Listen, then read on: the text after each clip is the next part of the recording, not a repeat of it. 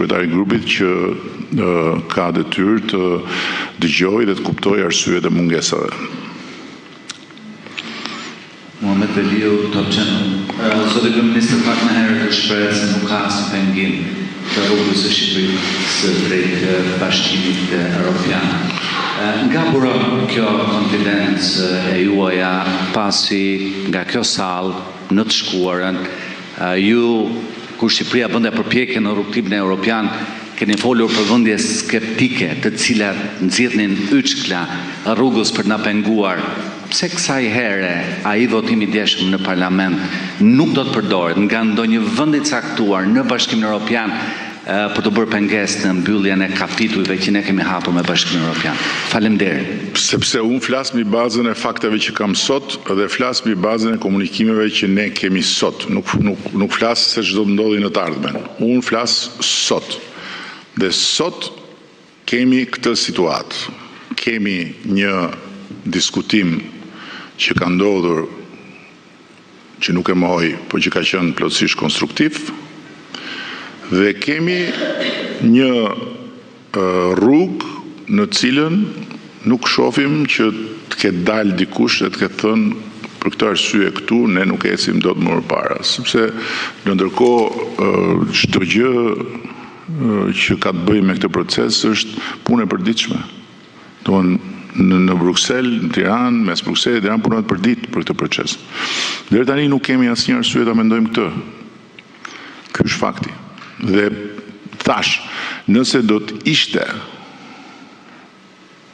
përmbajtja e atyre deklaratave e ngjashme me jehonën e deformuar që ju dha, do t'ju thosha që kemi një problem. Por nëse qëllimi i atyre deklaratave do të ishte ajo që tha Jehona, deklaratat do ta thoshin vetë, nuk do prisnin që t'ja u përkthenin në qimbellinjtë e medias shqiptare.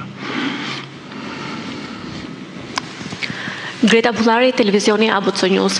Zoti Kryeministër, të mërkurën ju pritet në godinën qeveritare dhe ambasadorin e Shteteve të Bashkuara të Amerikës në Athinë.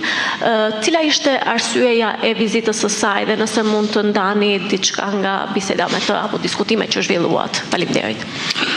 Ambasadori ka ardhur për të bërë një takim njohje, për diskutuar për disa çështje që janë çështje të interesit të lartë amerikan në këtë rajon, që kanë të bëjnë me energjinë, që kanë të bëjnë me bashkëpunimin rajonal, që kanë të bëjnë me qasjen ndaj forcave të treta, aktorëve të tretë, dhe nga ana tjetër keni parasysh që ambasadorja e Shtetit Bashkuara në Athinë është një përfaqësuese botërisht e njohur në politikën amerikane, drejt për drejt e rrethit të ngushtë vendimarrës të presidentit të Shtetit Bashkuara.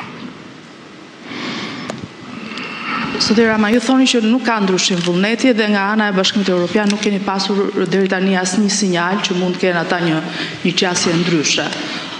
Por ndërkohë, edhe pse vetëm 2 muaj në fakt kanë kaluar nga ky vit që ka 12 muaj, nuk ka ende sinjale që mund të ketë një konferencë për mbylljen e ndonjërit prej grup kapitujve të hapur dhe kryenegociatorja ka deklaruar në një konferencë përshtyp që 2026 do të jetë dhe viti ku do të mbyllen minimalisht gjysma e kapitujve të hapur.